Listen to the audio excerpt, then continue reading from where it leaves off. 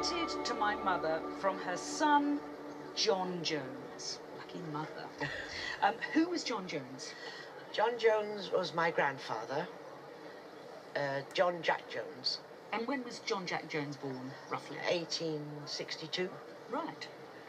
And what has this got to do with Jack Jones, John Jack Jones? Well, my mother always told me that when he was 13, he ran away to sea from Abereron, which is in Cardiganshire, and he travelled on many ships, and these are the animals and the ships that he saw on his travels.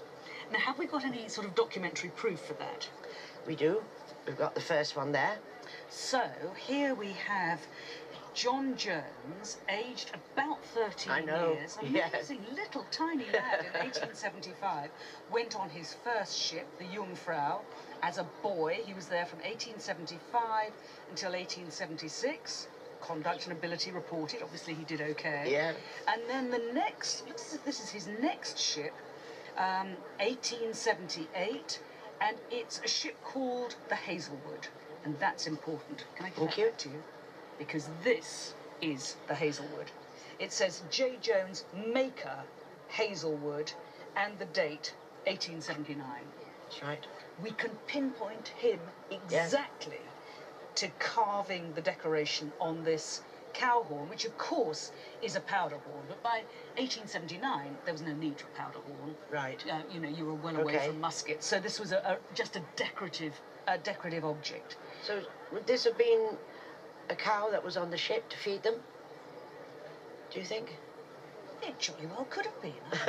Do you know, I hadn't thought of where the cow may have originated, but it may have been something that he found at their destination. Because the Hazelwood went to Australia. Yes. And it went to docked at Rockhampton in central Queensland. And while he was there, he obviously saw the local fauna. Here we've got an emu, a kangaroo. Who's Thomas Jones? I think that would have been his father.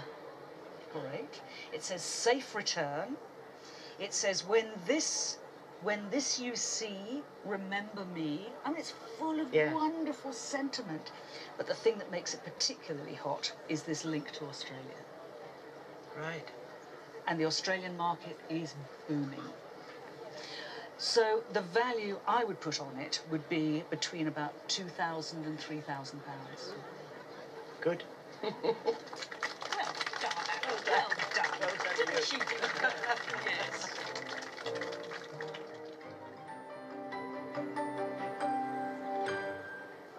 Do you know, the first thing I ever collected as a boy was old bottles. Wow. And do you know why? No. They were free. Okay. I could get on my bike, I could borrow my dad's spade, and I could cycle down some canal bank and find a Victorian bottle dump.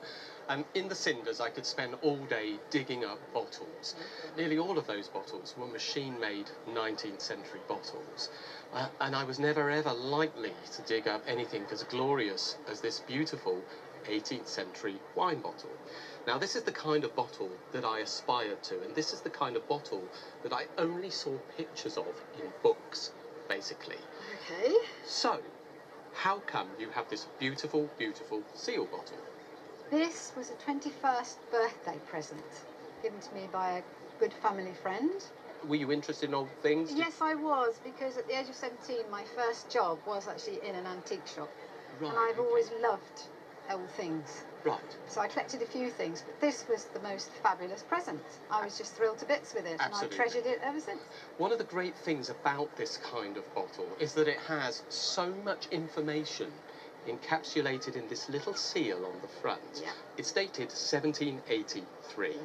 Now, the other thing is that it has a name, Sheriff. And I knew that that name basically was the name of a Scottish artist called Charles Sheriff. Wonderful. Not only that, and he was born in 1750, he was a Royal Academician, and he was a very interesting man because he was deaf, completely deaf and mute, believe it or not. But his work is absolutely staggeringly good. And he could also afford to have his own monogrammed name bottles made. Wow. What's more, his father was an Edinburgh vintner. So his father Sounds was in the amazing. wine trade. Yeah, how amazing. But all of that goes to turn what is an interesting bottle into an extremely interesting bottle. And you know, I have no hesitation in putting £5,000 to £8,000 on this bottle. Golly gosh, that's extraordinary. Amazing. Just to think, you know, it's just been stashed in a cupboard for a long time. I'm so thrilled. Thrill for me too, thank you. Yeah, thank you very much.